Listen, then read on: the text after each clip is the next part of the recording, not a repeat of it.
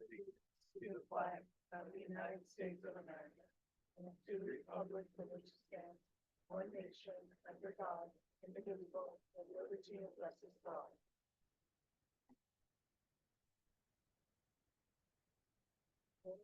All right, first up is approval of the agenda. I make a motion to approve the agenda. I will second that. Been moved and seconded. All those in favor signify by saying aye. Aye. Aye. Pose same sign. Motion carries.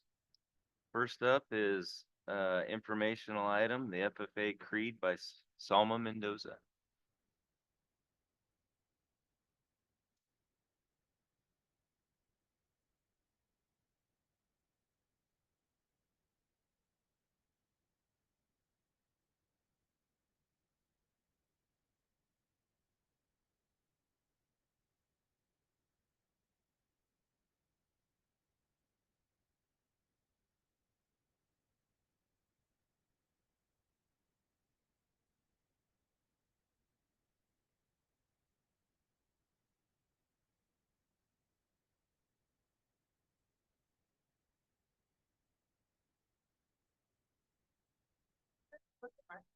And on this side, and still, oh, she can pull up. I just wanted to look.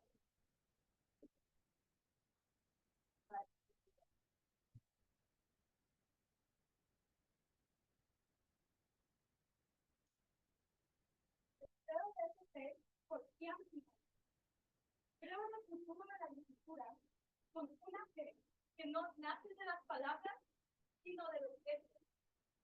Logros conseguidos con las innovaciones presentes y pasadas de agricultores, en la promesa de días mejores a través de mejores maneras. Así como creo que las mejores cosas de las que gozamos hoy han llegado a nosotros como resultado de las luchas de años anteriores. Creo que vivir y trabajar en una buena finca o dedicarse a otras actividades agrícolas es agradable y al mismo tiempo es un reto, porque conozco las alegrías e inconvenientes de la vida agrícola y mantengo una afición innata por aquellas situaciones que no le negaré ni siquiera en horas de desaliento.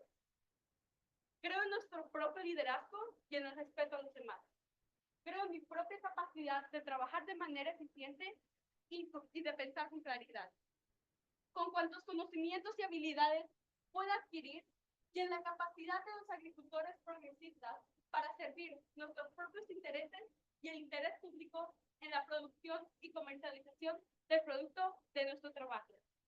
Creo en menos dependencia de la caridad y más poder en la negociación. En la vida abundante y en que haya suficiente riqueza honesta para ayudar a que así sea, tanto para los demás como para mí, sin necesidad de caridad y más de ella cuando sea necesario.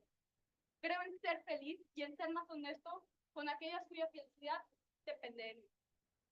Creo que la agricultura de Estados Unidos puede y debe mantenerse fiel a las mejores tradiciones de nuestra vida nacional y que puedo ejercer influencia en mi hogar y la comunidad que se mantendrá firme por mi parte en esta inspiradora tarea. Thank you.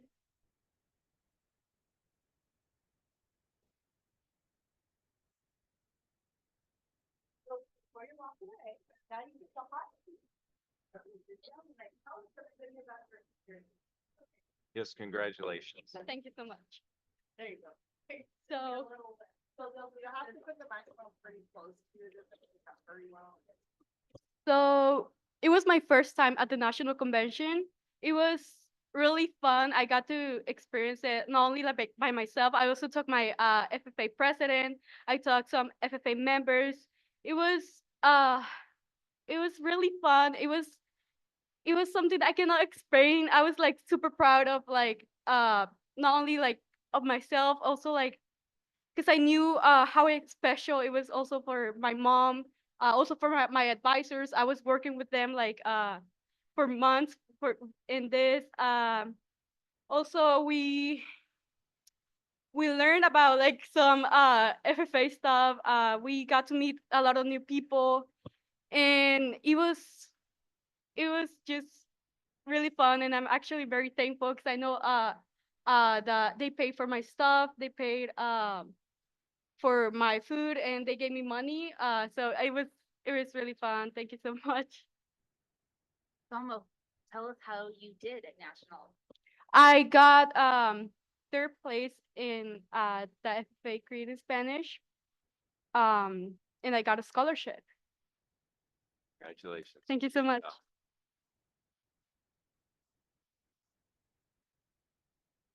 And I think that's the highest anyone from Prosser High School FFA has ever ranked at nationals. Is that correct or? Okay. So as an individual, congratulations, that's very special. So I have a question. Where can you use your scholarship? Have you decided?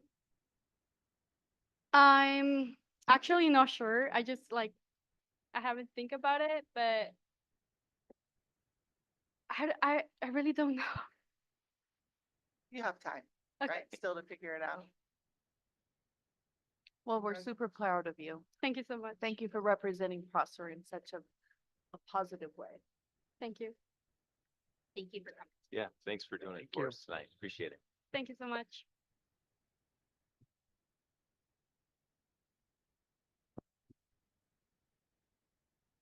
Next up is, hearing public comment. Do we have anybody?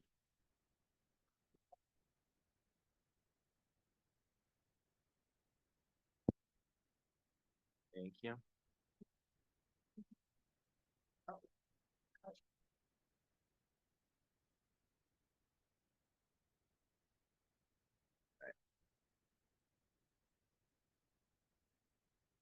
Okay, well, as you address the board, you may present a concern to the board during this time reserved for hearing and public comment. If this is the case, we ask that you, prior to the start of meeting, sign in, noting the topic you intend to address to the board, come to the microphone, and state your name. Do not reflect adversely on the political or economic view, ethnic background, character, or motives of any individual. Do keep your comments concise, not emotional, and brief. The board is interested in hearing your concerns and your compliments too. It is best to call the superintendent's office a couple days before this meeting. If this isn't possible, you can ask the board present to recognize you during this hearing section. And we will go for 3 minutes per person for 20 minutes total. So first up is Camille Klingel.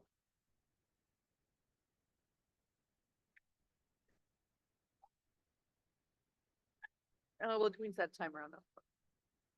You got it? I got Go ahead. Thank you. My name is Camille Klingel, and this is the third time that I am addressing the board. I want to thank you all for your service and for this opportunity to be heard. Can you hear me all right? Yes.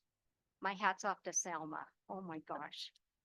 The focus of my message tonight is about commitment. And I know that in addition to attending every meeting from start to finish, every board member is tasked with reading and understanding pages and pages of printed material found in your packets before each meeting. And not only that, I know that members are held accountable to be ready to act on and vote on many topics of concern. I'm serving on a board right now myself, and the responsibilities are daunting. And it required a huge learning curve. Important work requires a huge commitment, and I want to thank you each for yours. As a general rule, I'm not able to stay from the beginning to the end of these board meetings.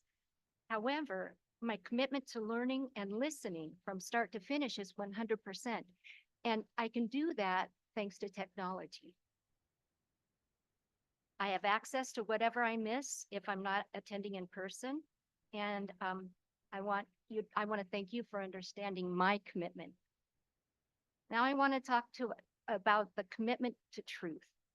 As I listened to the end of last month's board meeting, I was surprised to hear a director's mention of public school students receiving life-altering procedures such as sterilization, chemical castration, or surgery without knowledge or consent of their parents.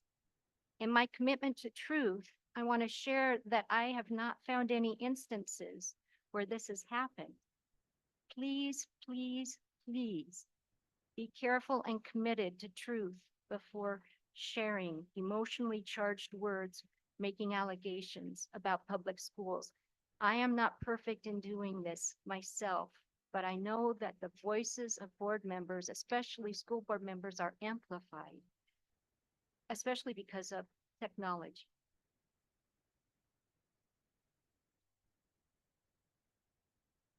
Again, I thank you for your service and dedication and understanding my commitment to public schools. Thank you. Thanks, Camille.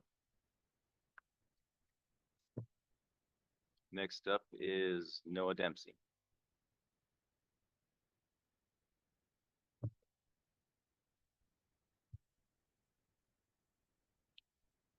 I came to speak today in response to well, that is definitely weird. That is different. I came to speak today in response of what I observed and heard last board meeting. I listened to the concerns and comments of everyone to find out where to start researching for what or how I feel about the different topics that are presented. I want to first begin by condemning the transphobia and the false narratives that were on display 2 Wednesdays ago. I believe there's no room in our world for fear mongering or hate and disrespect towards anyone, but especially members of a protected class, transgender people specifically. I believe that there was a lack of critical research and analytical skills. False claims are pushed towards how trans people are perpetrating violent crimes at high rates and that they put children in danger.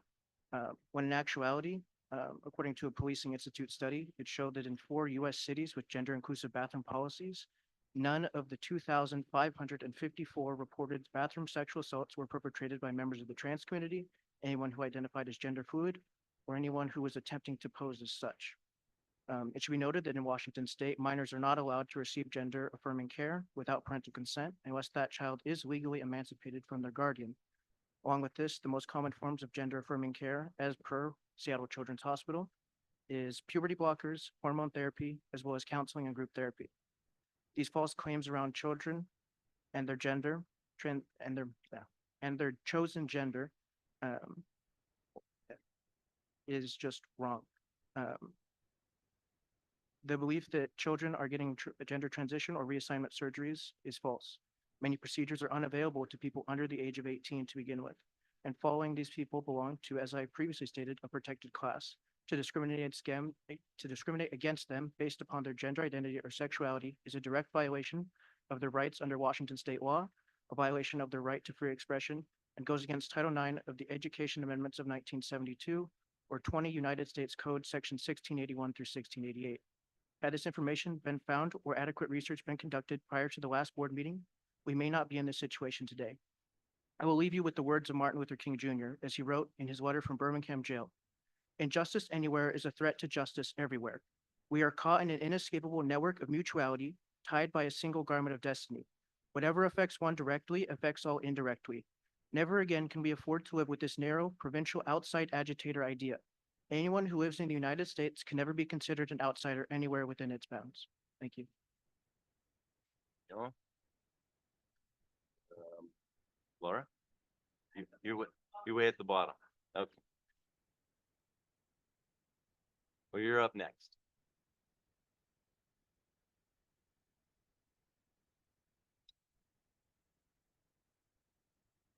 It's the green light. Just pull it a little closer to. Okay. So I typed something up this time. So I wasn't just winging it like last time. I want to start off by apologizing for my tone last time I spoke. I know I came off as angry and frustrated, and I know that's not the way to get people to listen to you. Thought I could wing it, and that was a bad idea. I'm here tonight to talk about a couple of things. First of all, I wanted to touch base on comments at the end of the last meeting, which I watched online. I find it slightly concerning that anyone, but especially a current school board member, would imply that any school district is authorizing gender affirming surgery / care to minors without parents or legal guardian consent, as this simply is just not true. Just a brief Google search that took me to Seattle Children's Hospital website and a few others. They all stated multiple times that these surgeries are not done on minors without the consent of a legal guardian and are rarely done on minors at all. I don't expect anything I say to change anyone's mind, but what I hope myself and the others who speak might do is get some of you to see things from a different perspective. Being inclusive is not a bad thing. Being open to diversity is not a bad thing. And making sure that all students feel safe and respected in our schools is not a bad thing. I hear a lot of people saying, what if a boy says he's trans to get into the girls' bathroom and does something horrible? Or what if a boy says he's trans to get into the girls' locker room just to be a pervert? And pretty much every hypothetical scenario I see thrown out there, trans children and trans people are not the problem. I have another hypothetical for you though. What if we stop trying to exclude and invalidate the LGBTQ community and everything is okay? What if we embrace people for who they are, assuming they're being a good human being and everything is okay? Our kids and communities will grow to be more diverse and accepting. People will realize that fear, hate, and intolerance don't need to be feelings we have when we meet someone who's not exactly like us. The only thing we need to worry about when meeting new people or engaging with people is if they're a good person or not. Are they living their life with good intention? Are they helping make this world a better place? Are they not helping make this world a better place? And by making it a better place, I don't mean exactly how I want it to be or exactly how you want it to be, just better in general. Like we need to be better people. Are people we meet spreading kindness and good? Or are they spreading hate and fear? Are they hurting others? They're just living their lives, doing the best that they can, just like the rest of us. We're all humans. We're all people. We're all just people trying to get through life and do the best that we can. And I think we need to see people as people. I mean, the way I see people talk about trans kids and the LGBTQ community, it's like you don't see them as people, and it's really sad. And I don't know how to change that. But I hope that maybe one day something I say will help someone see it from a different way and see them as people, because God, this world's going to be a terrible place if we can't start doing that. Thank you, Laura. Blake, is there anybody online? Anybody else? Okay, that concludes this portion of that. We will move on to student rep reports. Cammy, I'll let you go first. All right, going in the postseason, we have multiple teams going to state. The whole cross-country girls team went to state, and Chris Gonzalez from the boys team also qualified to go to state. They ran last weekend, I believe.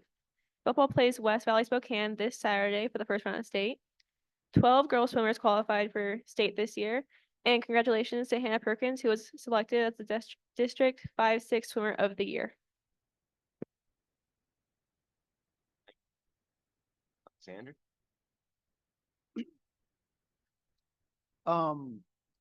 2 weeks ago, Friday, we had closed our form asking students at the high school about their opinions about the lunch. And we have gotten 76 responses. So last Wednesday, me and Mrs. Morrow talked about the responses we got and what we could do going forward. And we have decided that we will meet again sometime in December with the students who said yes to wanting to create like a student advisory food group. And we would continue on from there to figure out more ways to connect the student population with the food service to make sure that opinions on what's being served are properly being shared between them. As well, with our like individual meeting with student representatives, Kim suggested that I start to try to work with the middle school, and I'll see what I can do with that as well. Thank you. Any questions for Cammy or Alexander? I appreciate it. Thank you very much. I just actually want to thank both of them. We had our, we touch base once a month, and we had our meeting, and the openness and the ears open in the structure in which they're willing to share. And I met with Darlene again this morning, and I haven't had a chance to tell you that. And the work with a potential salad bar and multiple food choices at the middle school is part of Alexander's work. Great job. All right, moving on to discussion items, school building reports. Ms. Wilson at Keene Riverview. You're up first.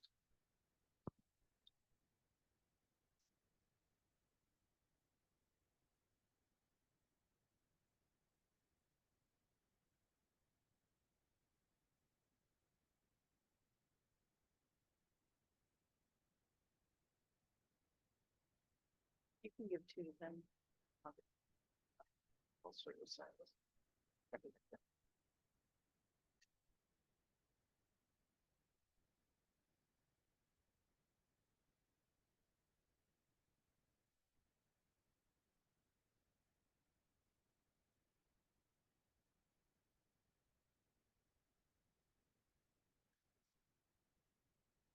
So, as I was just thinking about what I was gonna do for my board report, I think the thing that I'm most proud of is the work that I've seen in the classrooms and what the kids are doing. So I just went through a few random classrooms today and said, can I take some of your guys' work to go show the board? And they were like, are you gonna give it back? And I was like, of course.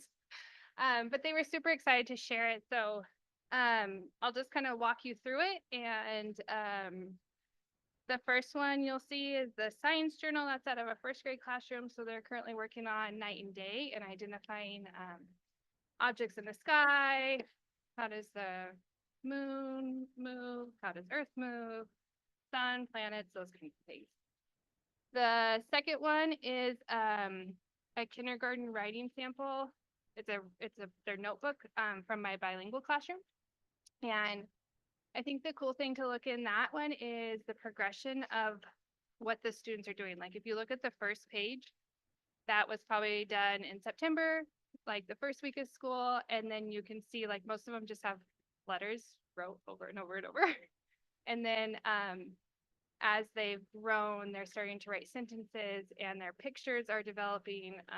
And so those are kind of the things that we look at as for our kindergartners as they're coming in. The third one is a first grade writing. This is kind of like a final product out of their ARC unit. They've been working on animals. They did research in their own books, collected the information, and then used that information from them to then write their final pieces. So with their drawings, so those are pretty cool.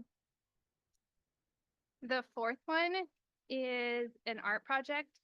PTO has organized an art project for our second grade classrooms. So they're coming in, parents are coming in and volunteering their time and teaching them this.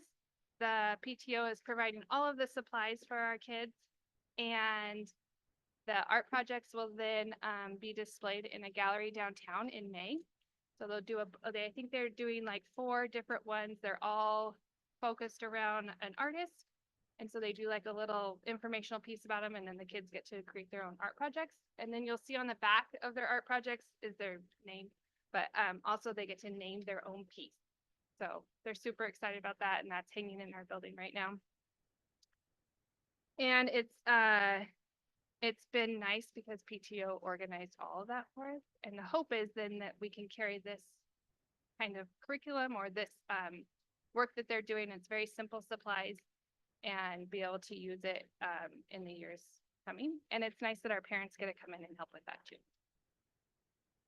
The fifth piece is a kindergarten math work. They were having to spin. So you think about all the different things that kindergartners having to do in this. They're spinning a paper clip, looking at the number, then counting the tally marks that are on there, then having to color in the one that matches the number. So lots of different things that they're having to do in that one.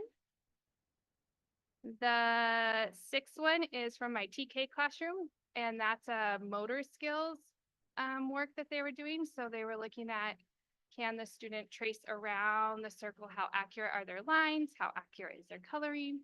So it's looking at the students' motor skills for our TK classroom. And then, is there one more? I'm not in turkey. Oh, the turkey one, no, I missed it. Yeah, that was just something fun that was hanging in the hallway. It's a disguise of a turkey.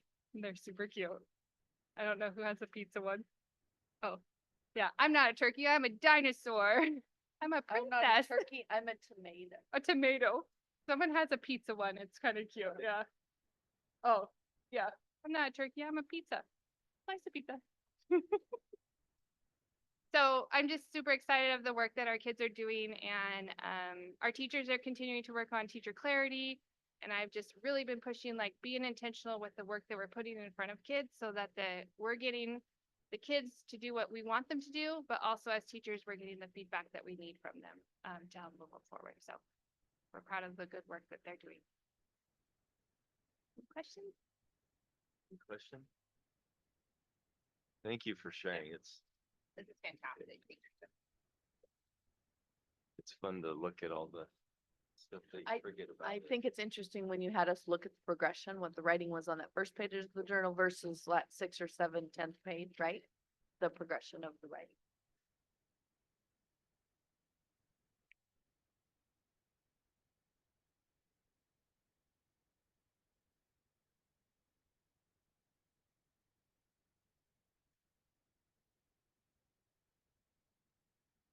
I talked to somebody today and they were commenting that kids don't even learn cursive or how to write. And I think, look at that first grade handwriting is better than what I write. Right. Fantastic. Great teacher. Well, thank you, Jesse. Appreciate it. Next up is Sean with the technology department. Just so everybody knows, there was a situation that came up, Selena couldn't be here tonight, so Sean is doing dual duty. or It's got a couple different hats. So for my board report, I thought I was only gonna have 3 minutes, so I was condensing what I had. I have a lot to tell you guys. So I'm really glad I have more than 3, but I'll still keep it as short as I can. I wanted to talk about safety and security. In my world, safety and security, and I talk about it a lot, but usually like 70% of the time when I say it, I mean our network. How are we keeping our network secure and how are we keeping our staff and students safe? It's depressing. That's not necessarily the word I want to use. It's a little bit disheartening. Maybe that's a better word. Education, and I'm talking like K-20, so both K-12 and secondary, are in the top 3 industries that get hit with cyber attacks now. We are only preceded by healthcare and finance. Our education systems are being hit really hard, and so we're all kind of scrambling. We're hit hard for a couple different reasons. Education is, you guys know very well aware that we are underfunded and understaffed more often than not. So we're kind of sitting ducks. But we also have a tremendous amount of data that is really marketable. So if they can take our data, they can sell our data. So as a whole, technology directors across the nation work really hard to keep our systems secure. It's a struggle and we work really hard at it. Some crazy numbers that I pulled from Forbes from last year. Most malware attacks come through email, and I'm going to tell you what we are doing to protect our emails. 94% of organizations across the board report email security incidences. So not just necessarily phishing, but you know, when you guys get the phishing attacks, click here and then give you your credentials. 94% of industries across the board reported some sort of incident last year. Here's the crazy one to me though. In 2023, breaches accounted for more than $2.9 billion of losses in the United States alone. And between 2021 and 2023, data breaches rose by 72% in the United States. So it's crazy how hard we're all being hit. So what does that mean for us as a district? Well, somebody today questioned what Palo Alto was. I don't know which one of you guys did that, but Delise called me. Palo Alto is our firewall. It is probably the most expensive thing I purchased during the year. It's our firewall that protects all traffic coming into our district. So we can use our firewall to geo-fence our district, meaning other countries can't send our district stuff. We use our firewall to blacklist or whitelist IP addresses. IP addresses that are labeled as malicious, we blacklist those so they can't come into our network at all. Every day I get a list of IP addresses from MSISAC. It's a division of Homeland Security. They tell us what IP addresses we need to watch for. We geofence, I mentioned that. Our firewall takes care of all of that. We are currently in the third year of a 5-year contract. So the amount that you guys saw today on what you're approving, I Your just lost the vouchers. word, your vouchers. That is the third payment of a 5-year contract with that. We like our Palo Alto. As long as I've been here, we've ran one. There are a couple other, but Palo Alto is one of the best in the industries. We also have endpoint protection on all of our devices. Our Microsoft licenses, we use Education A3 and A5. The A5 piece of our license is the security piece. That security is on all of our Windows devices in the district. We also run CrowdStrike. We pay for that yearly. We're not in a contract per se with that, but you'll see that come up yearly. That CrowdStrike is on about 500 Windows devices to include our servers, all of our servers in district. CrowdStrike also comes with Falcon Overwatch, which means there's a 24/7 SOC watching what's going on our servers. And then I said I was going to circle back and talk about our email. We run 2 different types of spam filters. We run Benton REA currently contracts for us a Spam Titan. However, we are going to have to get our own Spam Titan in April. You'll see that expense come up at some point. It shouldn't be more than what we're paying Benton REA right now.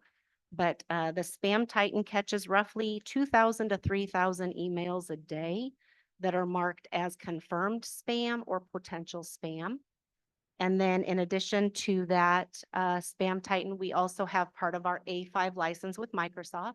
It catches random spam, but it doesn't get a whole lot caught in that. And then what am I doing personally?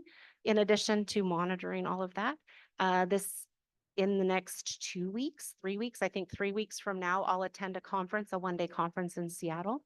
That's put on Interface is what it's called, and it's all industries. We'll get together and talk about cyber issues, mostly here in Washington, but also nationwide. And then I also attend ACPE in the spring. I will attend that, and that too centers around cybersecurity, as well as I belong to MSISAC. They're the ones that give me the malicious IP addresses that come every day. And then I also meet with our regional tech directors. So that's a lot of information. And if you want more information on that, I'm happy to meet with you. She talks kind of like a foreign language sometimes, I have to say. Could you expand a little bit how with Lorena and our new student information specialist and what that's doing for your workload? Oh, I would love to. So my workload has grown substantially over the last several years. So we've been able to bring on another person to take over the data pieces that I have been doing. So I had also been the data coordinator for our district, doing all things student information. That would include our assessment data, making sure that we coordinate with the state, all of those pieces. Lorena is now doing that for our district. So I'm helping get her up to speed with all of that. And that's hopefully going to separate data from network, right? And give the administrative team the state data that we need, the assessment data, reporting of iReady and all of those pieces on the student side. So Sean can spend this energy and time spent on the network side. And she's doing a phenomenal job. She really is. She's learning a lot. It's kind of a big animal. We're now in week 2, 3. Yeah, and Lorena, a lot of what she's doing too really ties to my department because the assessment piece and how we track data. I know there's a PO there's gonna be a question about tonight. That's all about data that we have to report. It's gonna be great. She's already been working for us for many years, and so it's gonna be a big help. Even though I don't think we ever run out of work to do, but it'll big help with the work we have. Great, thank you. Any questions for Sean? We appreciate it. Thank you. Next up is you talking about Yes, I'm going to neighborhood talk schools? about neighborhood schools. Blake, do you want to put that PowerPoint up? Oh. Uh-oh. Blake, did you get the PowerPoint? Did you get the neighborhood schools PowerPoint? Okay, we'll I talk can- about it. Okay, I basically, I provided you with, a simple handout. It's obviously really small to see, but I thought we should talk about this. My first slide, or technically slide 2, says slow and steady is the heading. We've slowed down. And we've started what we're calling think tanks. This is with our administrators and directors. Like, we don't know what questions to ask. We don't know where the problems is, and Deanna and I can't think of all of them. So we started a think tank. We have posters. We were just in the safety and security room. They're around the room. And we took them down and we put them in a different spot, but we'll bring them up. And we're talking about everything from playground equipment to restroom changes to program things like dual language and special education and All of our curriculum. all of our curriculums. Like, we're really, library books, right? Because if you think about it, King Riverview has a K2 library, Heights has a 3-5 library. What do we have to do to make them all K5 libraries? So there's so many pieces inside this that we have to go really slow to be very successful, and be very successful to say, yes, keep moving, or no, it's not the right time for the Prosser School District to look at that. Does that make sense? The other piece that we wanted to talk about is, we're gonna do union think tanks, right? So we start with, the people that are like the administrators and the directors, but then we're gonna talk to the unions, like, what are we missing? What does our contract say? What are we making sure that everybody's voices are heard? So that's another step of a think tank. And then we want to do elementary staff. I use the word, insights.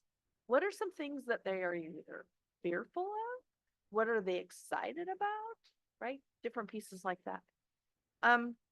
And then community meetings will be after that. There are some in leadership, Tiana and I go to lots of meetings and they say, don't have a meeting when you don't know what questions are going to get asked if you don't have some parameter. Well, I think right now we couldn't really do a community meeting because we don't even really we can't answer, or we haven't foreseen any of the problems. We don't want all of our answers to be, we'll have to get back to you on that. Yeah. However, that's why each of these think tank ideas will allow us to bring up all of those questions. And then we expect the community to have some questions, right, that we haven't thought of, but we want to be a little more prepared.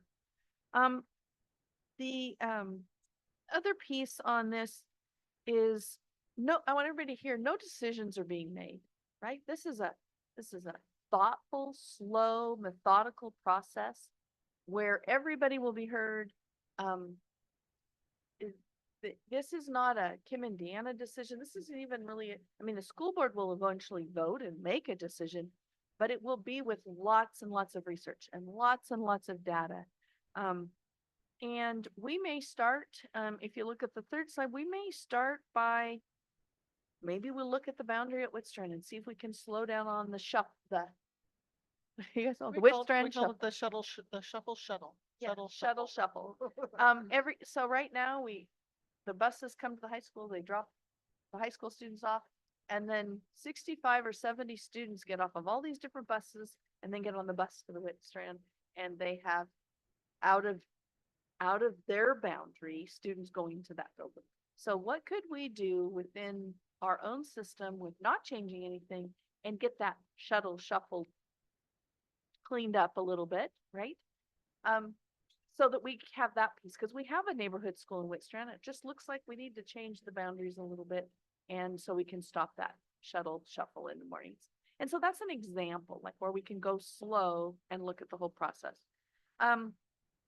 The other thing is it might be a 2-year process. If we decide that we get some good information and get back to the board, and the board says to us, hey, keep moving, right? Keep moving. We would need some board approval actions at some point, but we're going to we're going to tackle the playground equipment. Look how long it took for us to get the playground equipment for King Riverview, right? And what do we need to split between the two? Do we just need to buy some more? What do we need to do? We have empty closets that are, or empty bathrooms or closet used at Heights, but maybe in next year we do the playground and we do the equipment, knowing that we're moving forward, but we need to get that infrastructure stuff done so that we're not moving all these teachers, moving the classroom. Oh, and we don't have that bathroom done, right? So like, what can we do? We talk about facility planning, right? What can we do slow and methodical that can be used long-term? Then Deanna, we talked about, is there a phasing way? Is there a way you could phase kindergarten? We don't really know, but I mean, we're like literally opening our arms and our ears and our eyes and hope that we can do this. But I want everybody who's listening or whatever, this is not something we're just gonna say, okay, we're doing this, because that's a way to make a mistake and you really can't go backwards. And so we have to look at all of it. Our programs are something I'd like Deanna to talk about, because I was on a superintendent meeting this morning, and some districts, we have a dual language program, but we have one-way dual. And we don't know if we have enough students in each elementary school to have, if we said that this, a first grade dual language in Whitstrand, KRV, and Heights. So 3 programs right now, we have 2 first grade classrooms. Do we have enough students to do 3? And so we were talking about, do you make a magnet school? Well, if we do a magnet school, that defeats the whole world of neighborhood schools, because you're going to have students crossing. So there's just all of those pieces. Highly capable, or what we call our open doors. Well, we have, give or take, how many students in? 10 to, once you hit about 3rd grade, 8 to 10, then maybe as many as 12 or 15 kids a grade. And so do we have enough then? What building do we run that in? Right? Does that make sense? So there's lots of those program type features that we have to work through.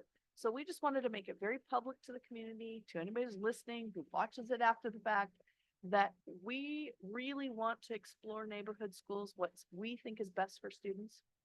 And I'm saying we, everybody says, who's in your mouth? Do you have a mouse in your pocket? But the stats do show that, but that's where Deanna and I are coming from. We think it's best for students, but we want the data to be able to support that. And then we want the logistical piece to make sense, so people feel very confident in the decisions that someday we will ask you to either vote for or against. You know, of course, we have our instructional program. We have to consider which, you know, we have a consistent curriculum from K-8 with ELA, but we have all K-2 curriculum. So there's like all those pieces have to be handled. Every classroom has hundreds of books that kids read. There's just so many different factors. We have reading intervention, math intervention, a bilingual reading intervention, and of course our gifted program. And we have a lot of programs at each school. Our special education program is structured slightly differently at the 2 different elementaries in town. And so all of those things have to be considered, in everything. Every single part is a consideration of its own. So it's just really essential that we do a really good job to try to, I'm all about the answer prevention. You come up with every single obstacle or problem or challenge so that you can address it. And then it's not something that holds up the process or makes it difficult when it's already going to be challenging if kids have to switch schools and some of those kinds of things. Overall, we have a lot of good minds, a lot of people coming together to work on this. And I really agree with Kim, like when you really sit down and start considering all the factors, to think about it being November right now and turning this around, I just don't think that's possible. But there was pieces and parts that makes a lot of sense. If we are going to do it, then if we make the decision at some point this year, then there's summer work that can be done to prepare for that. We have done more. We moved 4 schools in and out, in and out. That was a monumental task.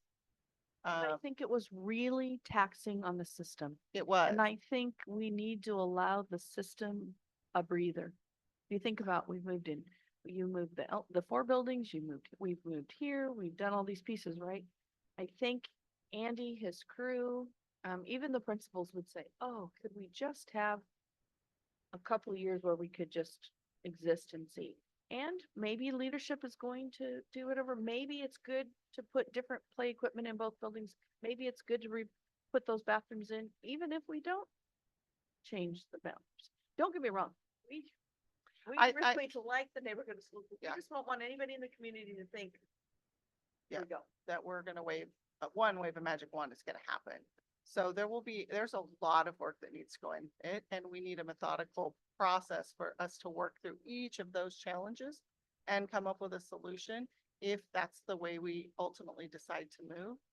We know there's research that shows less transitions are better for kids, and ultimately that's what we have to keep in mind.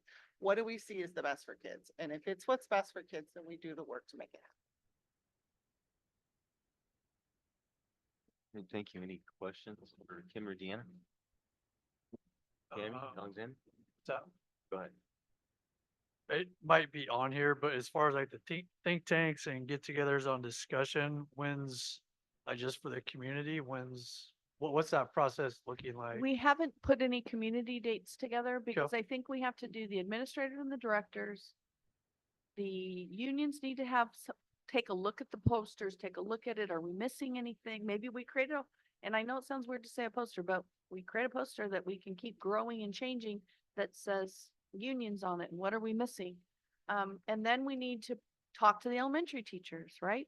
Maybe we need to go in and look at a few classrooms and you move this and that. I think the library is another big one, right? Like we have two beautiful libraries, but one has third through fifth grade reading material and one has kindergarten through, or, TK technically.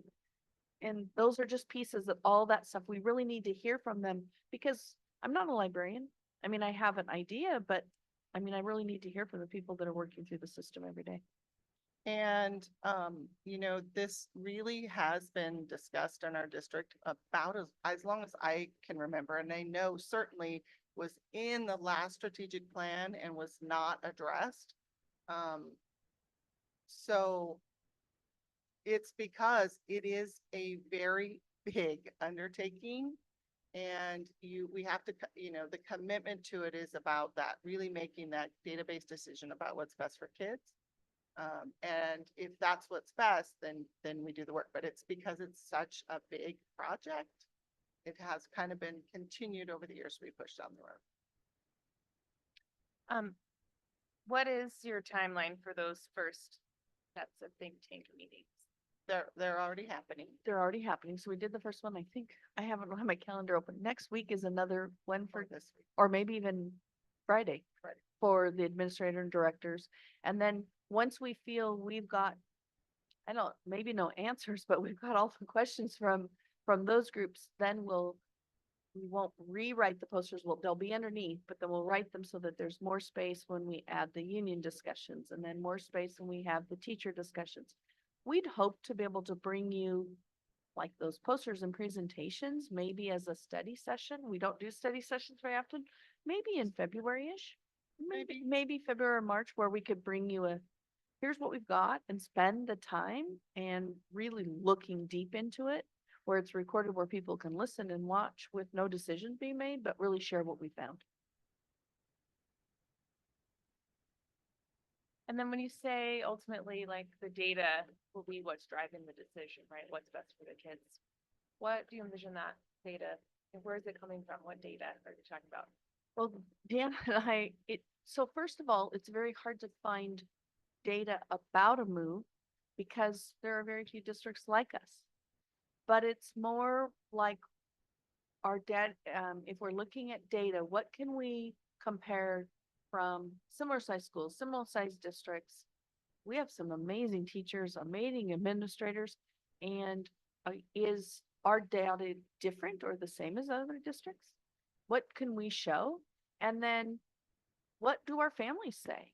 The data may be, we'd love to have everybody in one building, right? And Mr. Wyman and I were talking about that's history and whatever, and we may have some community pushback that tradition out trumps those other pieces, right? What does that kind of data? Some of it may be research related and some may be, So there is obviously a lot of research. Kim brought some of that at a previous meeting about the impact of transitions and what that does to kids. But we were working with Jody after that meeting and I just pulled some quick data and I don't have it right here in front of me, showing,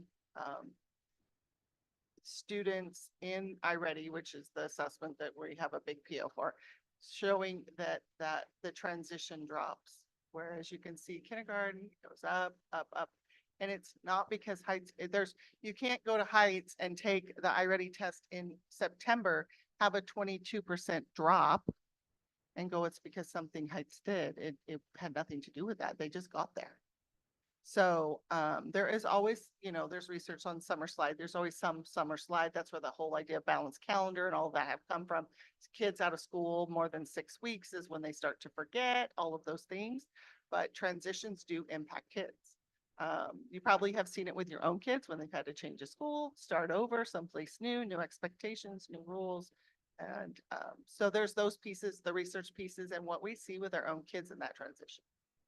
I think the other piece is we have some amazing teachers. We need to listen to them. Right? And hear what they have to say. One of the pieces is the communication in a PLC between 2nd and 3rd grade. Right? These six 2nd grade teachers talking to the 6 3rd grade teachers. And are we seeing a through line in that communication? Are they prepped? Because I know I got Jesse sitting here, the 1st grade worked super hard to tell the 2nd grade teachers what are coming. And I'm not saying the 2nd grade teachers don't talk to the 3rd. That's not what I'm saying. But if you were down the hall and you knew the students differently, would that talk, that transition be better?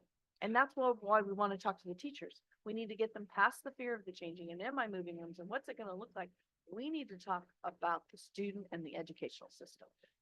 Just today, I sat in the special ed staff meeting and there was, school psychs and speech and teachers and all branches of special education there.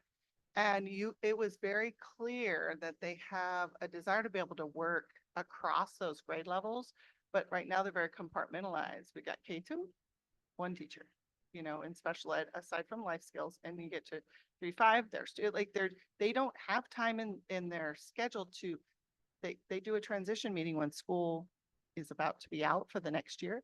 But that piece of that support of that special education teacher, knowing that student from kindergarten through 5th grade and being able to support them in their goals of instruction and work with teachers and knowing that kid is huge. So here we have 3 years. We're going to start over with maybe at Heights, they have 2 different teachers, one for reading and one for math. So multiple different people working with those kids. It's just, there's just a lot to it. So those are the pieces that make me say, like, we have to do this. We have to really look at this and see if this is what we need to do. So I don't think there's necessarily a lot of data like research data. A lot of it will be, talking and getting and making sure we're listening and listening with an open mind, listening and I struggle with that sometimes. Like I think I'm hearing something and I don't hear it right, and making sure I'm writing and taking notes and really hearing what people are saying.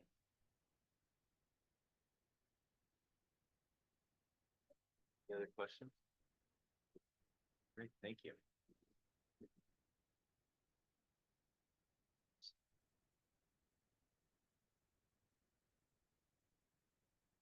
Moving on to, we're still in discussion items. Yeah. Number 4 is review of policy and procedure 6895, pesticide notification, posting and record keeping. So I think I'm going to just talk about both of these in the same way. One of the things that I was tasked to, and it has kind of slipped aside, was taking all the policies we have, taking them, making a list of the oldest. And, sometimes we need to change something and so it's changed and whatever. Some of them have, this one has adopted in 2003, 21 years old. And we all know that pesticides and processes and stuff have changed in 23 years. So what we did, and I want you to tell you what you're looking at when you look at the whole packet. So the first thing you see at the top, if you have it open, is you see in red, current policy and the WASDA model policy.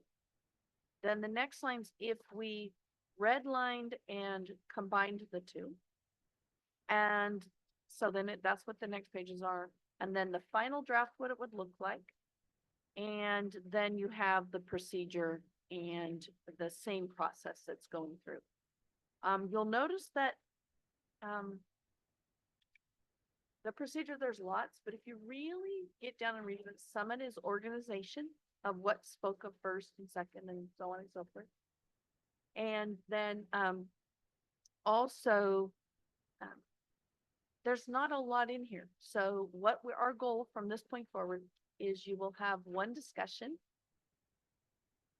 one first reading, and a second reading at each meeting, so we can go through them methodically at each time.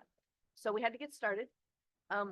The job sharing staff members is a personnel in the 5,000 series and a management in 6,000. And I'm happy for discussions, but I wanted to bring it up and tell you what we were starting. And then we would have first reading and discussion at the next meeting of these two items.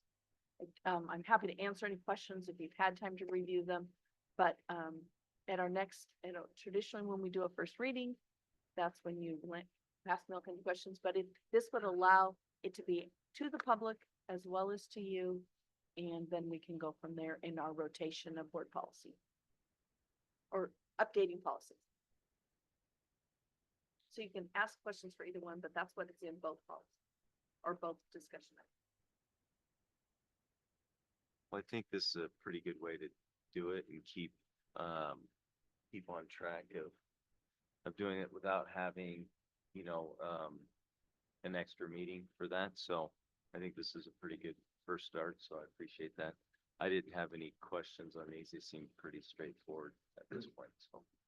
And so if you have time to read them, and or anyone who's listening who's looked at the policy, any questions you have, please just send me an email, because if one person has them, I'm sure other people have those questions, and then we can address them openly and publicly before we go to first reading. Or at first reading, we can do it before we move on to second reading and adoption.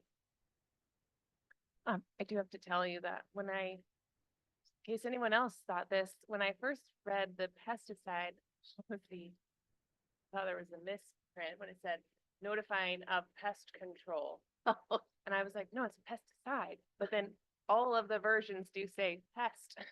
So I think So that's it's- important. yes. And on purpose. Yes.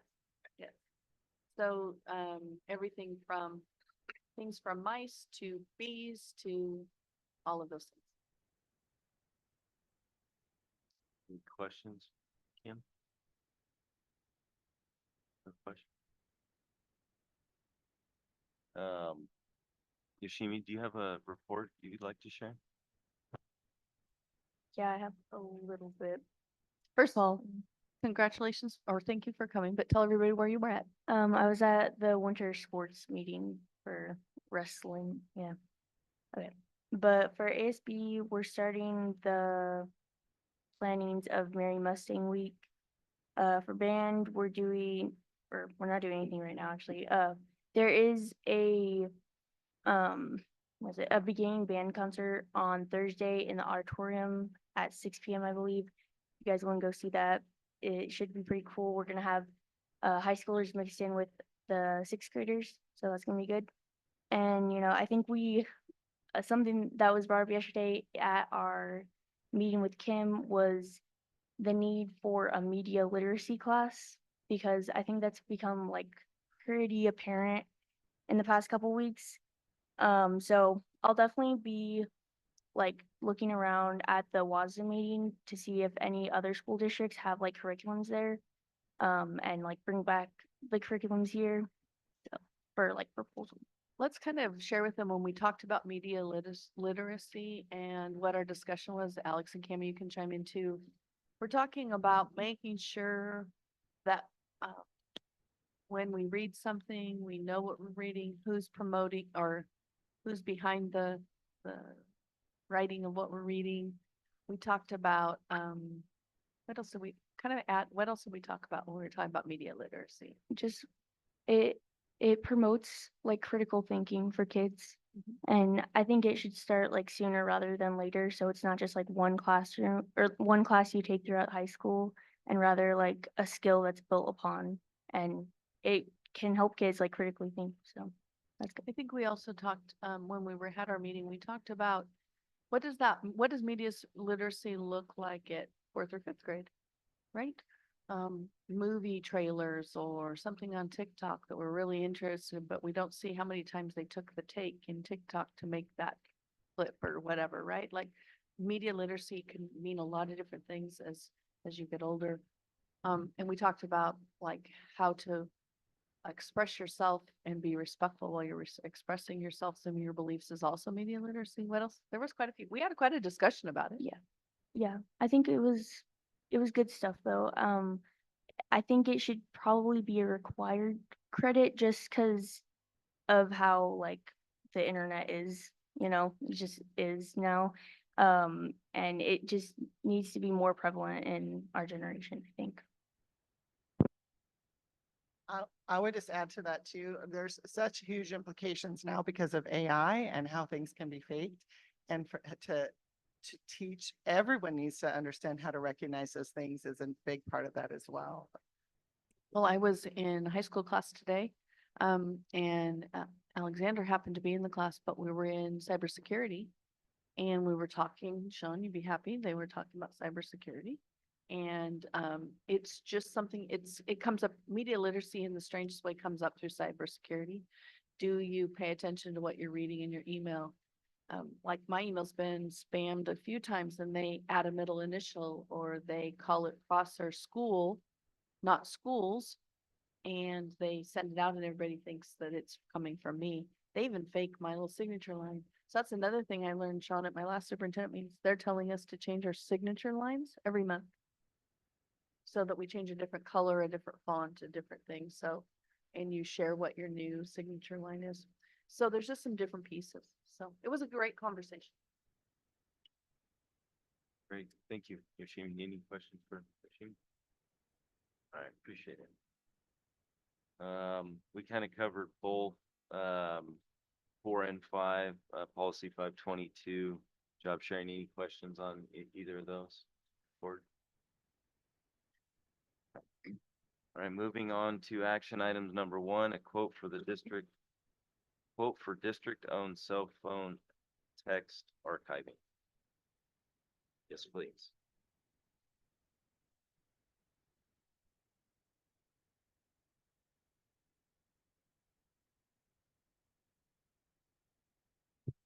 Forgot that was in the board packet. So recently we've purchased district cell phones for all the directors and the administrators. Kim made the decision with them that that was the most appropriate way to do district business. More and more we do our business on our cell phones, and due to record retention laws, we have to keep and archive any business that we do. Well, that's really difficult if you're doing business on a personal phone. So as a district-owned phone, we can manage them from the technology department and we can archive them. And so Ashley and I worked and we got 3 different quotes. One of which we completely threw out. We don't know a whole lot about them. Nobody in the Washington area uses them. And they weren't the cheapest, so we threw them out. The other 2, Smartious one, Smartious who already archives our social media. So we kind of vetted them. Tangent was the 3rd one that we vetted. They are who we use to archive our email.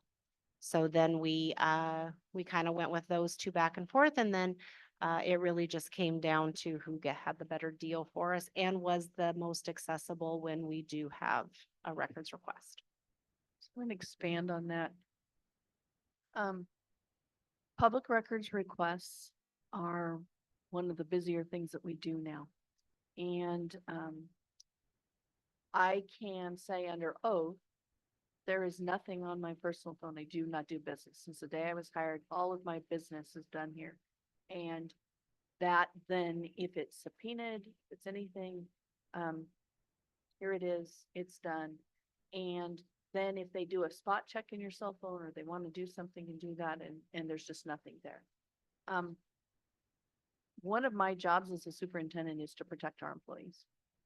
And I can tell horror stories, which I can do, but it's not necessary, of peers, professional peers of mine who have had their personal cell phones subpoenaed and public records requests done, and it takes them through years, and I mean years of court things and question about pictures that are on their phone that are their grandchildren or these strange things, and we just don't want to subject ourselves as a district and or our employees to that scrutiny.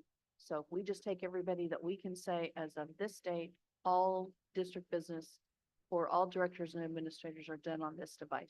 We change our letterhead, our business cards and everything. So now we have to find a way to archive that because all memory at some point has a capacity, but we still have to archive. It's accurate. So we're gonna be archiving all text messages, emails already archived, all photos. Any questions about that We're already using Tangent for other archives. for our email? Can you help me, can you clarify the cost? I kind of got So I had a little really, bit of sidetracked on the per line archiving, Yeah. yearly archiving. I didn't fee, know how to put that in that. So And I multiplied by 25 and my eyes got big. Is that accurate? no. Okay. Did I mislead you on that? The piece that I thought you were gonna question was Tangent quoted me for the year. So they quoted me for all the onboarding, all the per lines. They quoted me like one lump sum. And then next year, it was obviously a smaller amount. I think it came to, I'm gonna go here with to look at it? 60 some dollars. Yeah, let me look at it. I think it was 60 some dollars.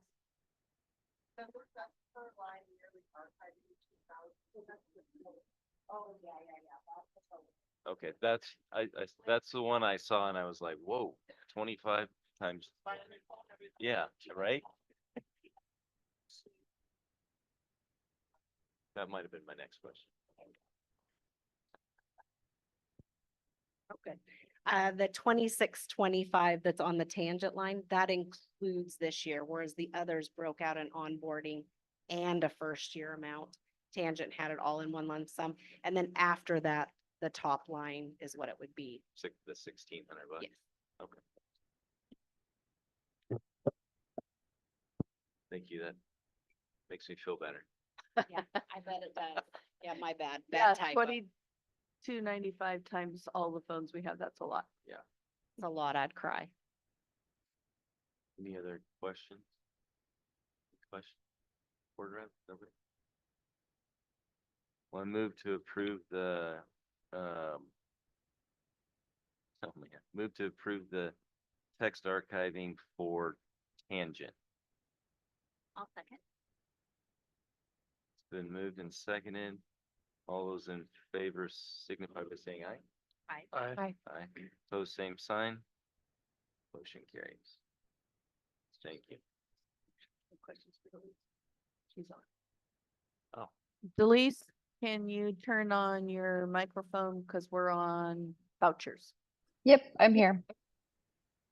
Any questions on vouchers?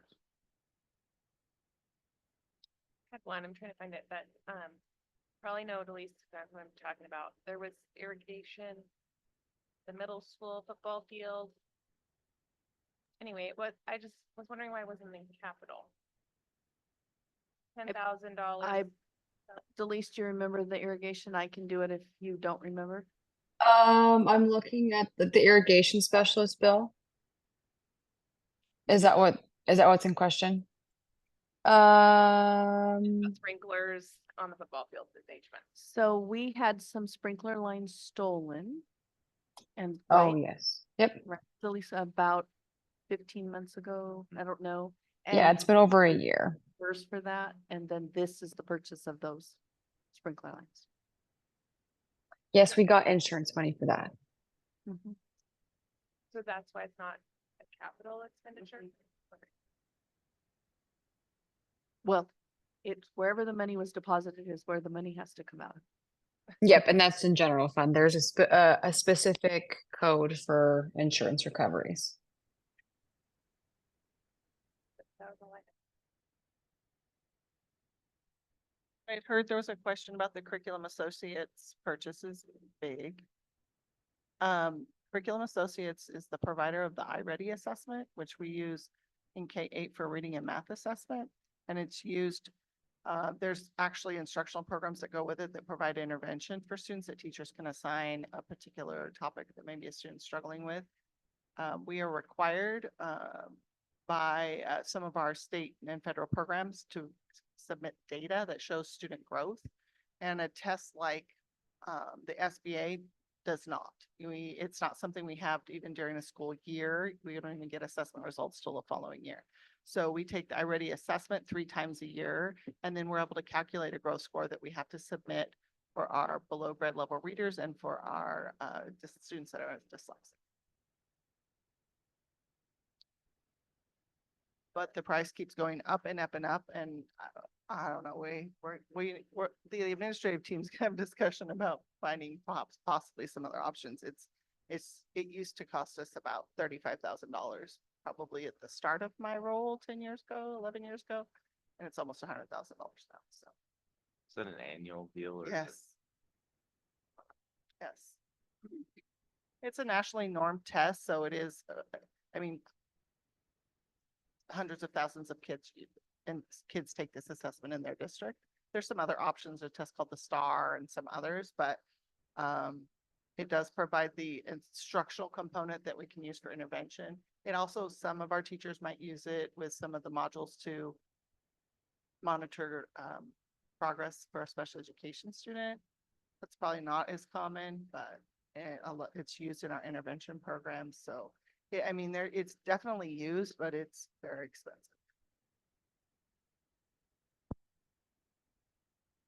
Any other questions on vouchers? I move to approve vouchers and payroll. Second. It's been moved and seconded. All those in favor signify by saying aye. Aye. Aye. Pose same sign. Motion carries.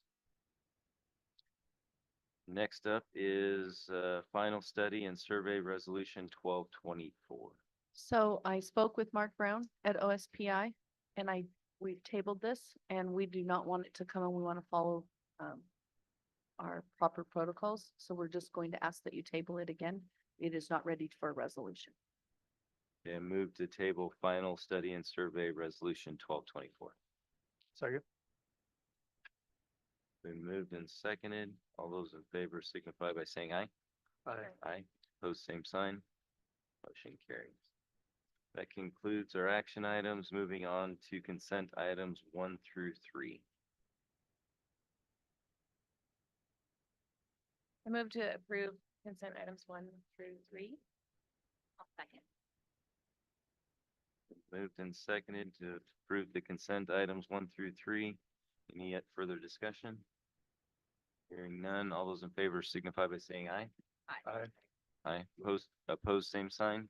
Motion carried. Okay, that concludes our items for tonight. Moving on to reports. Delise, are you still on? You're up first. Yep, I'm still here. Nothing for me tonight. Okay, thank you. Hmm. Deanne? My microphone button is a little tricky. It's just a couple of quick things. We had some wonderful Veterans Day activities and assemblies. The buildings do a fabulous job of recognizing our veterans. Our littles at Jesse's building don't have an assembly. They do activities in their class and in library and different places. So that was really great. And I saw a lot of very thankful, appreciative veterans that they were recognized. So if you were part of doing any of those, guys, good job. And we received notification last, well, I guess it was early last week or week before. We have been awarded a new Gear Up grant.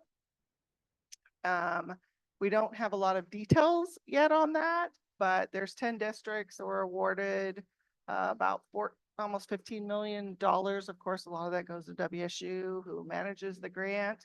The 7-year grants, it'll start with like this year's 6th graders. I don't know for sure if it's 6th and 7th or just 6th, but we'll get some more information hopefully soon. So that'll provide some great support and opportunities for some of our students. Questions for Deanna? Thank you. Kim? You have my items in front of you. I want to start with the voluntary and the public, and I have to give Jody Saban and Heights Elementary a kudos for, anybody go to their concert last night? I have to tell you, I got a text from Jody last night. She goes something about, I have to tell you, guess how many people came to our concert? And I said, I don't know, 750. She goes, well, you're not far off. 631 people attended their concert. She was like a kid in a candy store. And so I just want to make sure that we public acknowledge all of the people in the hard work. Anybody who knows, that's a lot of people to move in and out, and the reviews were done. Same thing goes with the Whitstrand Elementary play. Lion King was amazing. It was kind of funny. Michelle was in front of me. I said, I see you. I took my mom. I don't know how that went, but I have to tell you, there was a big difference, and I wish Kevin or someone could say a big difference between the first grade production last year and the third grade. We listened loud and clear to Princess Theater. The first grade just are not reading quite enough, the memorization, so forth, and the fidgety. The third graders did amazing, and some of those students have a lot of lines, and right towards the end, maybe they needed a little prompting, but some of those, and the set was beautiful, and it was just amazing. And I went on Saturday. Saturday was a busy day. I hit part of the soccer game, and then I went to football on Friday night. Then I went to soccer, and then Whitstrand. Yeah, it's been kind of fun. I'm excited to attend Festival of Trees on Friday night. So there's lots of things going on. I did attend the city meeting about Heights Elementary sign. So we did get approval for the Heights. So the old digital sign that used to be here at this location will now be at Heights Elementary.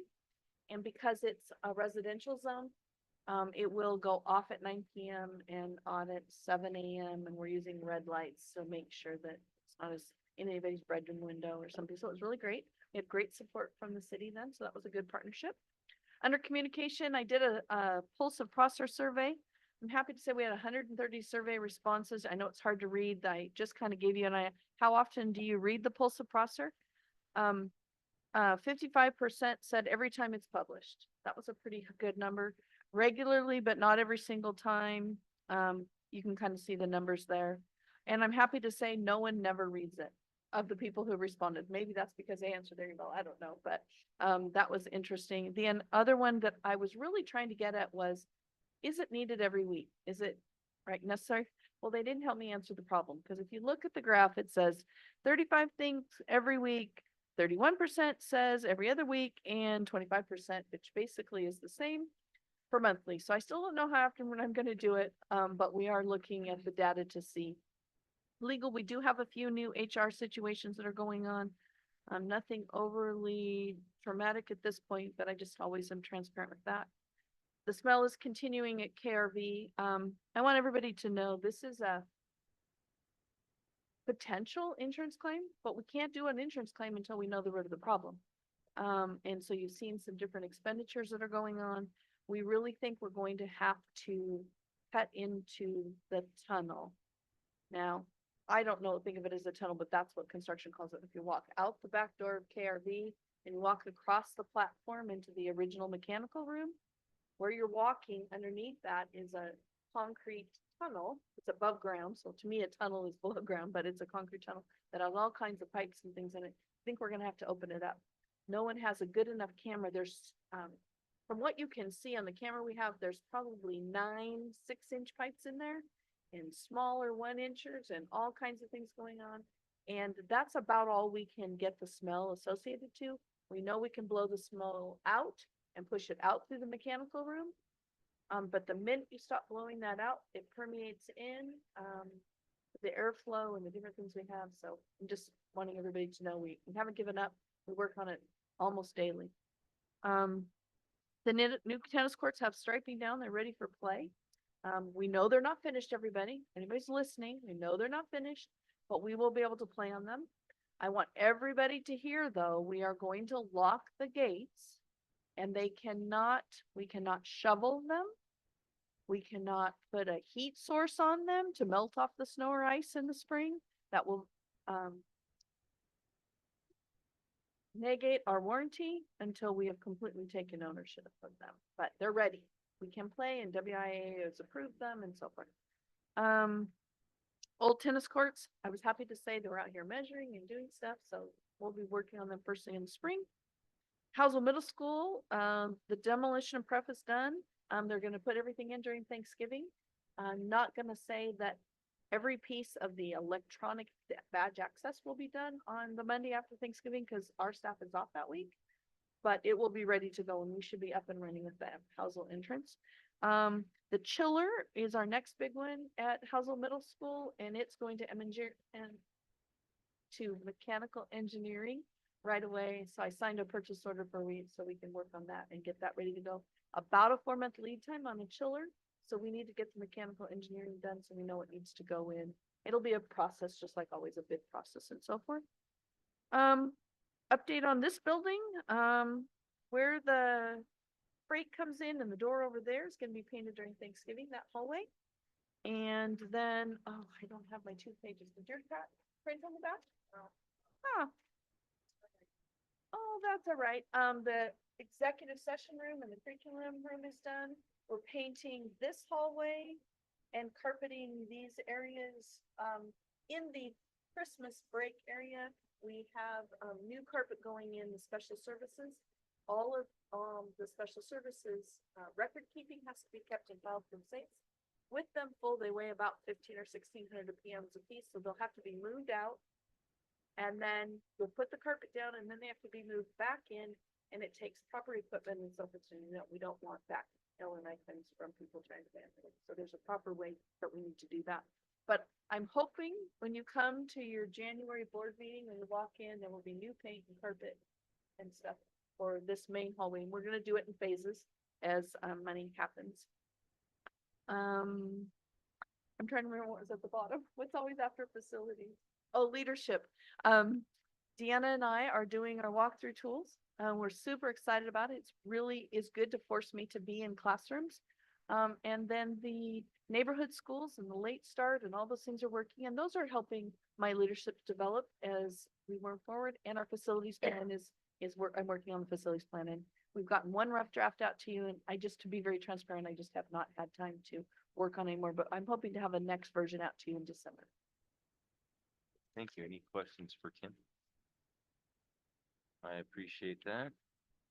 Next up, board reports, Michelle. Daughter did say, Kim Casey was in my classroom today. Oh, I'm glad I did. Well, she was kind of cute. She goes, "I know you," and I said, "I know you." I don't have a whole lot. The Lion King I wanted to mention was so fabulous. The costume sets, all of it, it was really, really cute to watch. And I'm really thankful that we have that partnership with the Princess Theater. I hope that continues. And honestly, I'd love to even see it expanded in the future. I also wanted to just give a shout out to the PTO because I've seen that they are doing really, really tremendous work. So just, keep that up. But I'm like, just loving all the different stuff that's going on at all the schools. Arsenic and Old Lace, if you like theater, I believe that's gonna start tomorrow. The next 3 nights at the high school, 7 p.m. Yeah. So that's put on by the drama club, I believe. And I'm really, really hoping to go see it. I might have to ditch my kid at ballet though and get a ride from someone else to go to the show.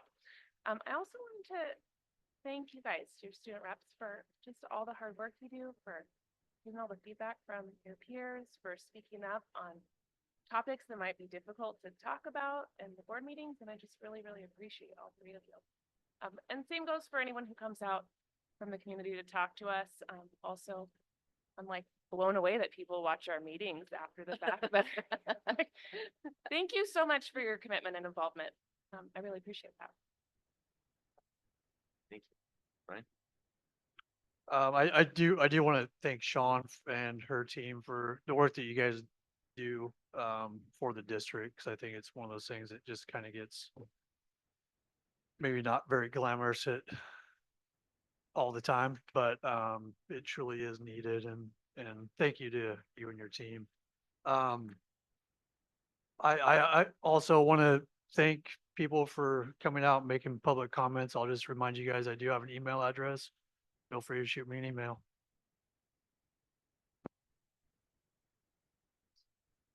I just want to talk about, there are so many positive things going on. That's great. I appreciate everybody that comes and speaks. It's never easy to get up and speak, no matter what you do, even if you do it for a living, you can really stumble over words. Whether you're prepared or not prepared and how your emotions roll. I had a family member call me after 9 o'clock last night, which is weird at my house because we all go to bed at 8 o'clock. And I thought, oh gosh, something horrible has happened. And it wasn't. He's like, I was in the high school for the first time, the new high school, and it's amazing. I'm like, why has it taken you that long? And he was there to see his granddaughter in the veterans concert, talked about how great it was. And I just thought that was such a nice, positive thing to call me and tell me after 9 o'clock how excited he was. And I'm gonna tie in his pictures in the hallway, and down the hallway in the little hole in the wall theater in the 90s, we did Arsenic and Old Lace at Prosser High School. And I am so excited to see the 2024 version opening night tomorrow night and through the weekend. Lion King, the partnership, and the parents and the feedback that's coming out. Again, another opportunity. Kids are learning to public speak and stand up. So when they come to board meetings in 20, 25 years, they're going to be rehearsed and ready to go and confident. And I just think there are so many positive things going on. I think, Yoshi, you talked about the choir concert next week, the joint. Talking about the beginning band concert. Oh, okay. Yeah. And is there a middle school and high school choir concert next No. week too? There's not. Okay. Tuesday. Oh, Okay. Okay. Yeah. I don't pay attention choir. That's okay. You got a lot going on. You can't keep track of everything. But lots of great things going on. Just come out and support everything that's going on. Great. Yeah, I don't have much, I think it's, it's important our student reps are really getting out and doing what the job is that you signed up for. So I appreciate that. All the comments and the hard work, getting down to the middle school, working that. It's always maybe a challenge with schedules, but I appreciate the hard work that you guys put in. So, and Cammie, you didn't mention it, but I do believe the girls soccer team, girls volleyball were very successful, but it didn't end how we wanted, but you guys still did a great job. So, I appreciate those two teams. So with that, our next meeting. I didn't. Football on Saturday. That's right. Very exciting. That was fun. And I'm signing. Yeah, in the snow and the cold. So anybody's welcome to come up to Spokane. It's gonna be warm. That's what the weather guy, Balmy, that's the weather balmy. guy says. So our next regular board meeting will actually be next week, Wednesday, November 20th, right here at 6 p.m. With that, this meeting's adjourned. Thank you.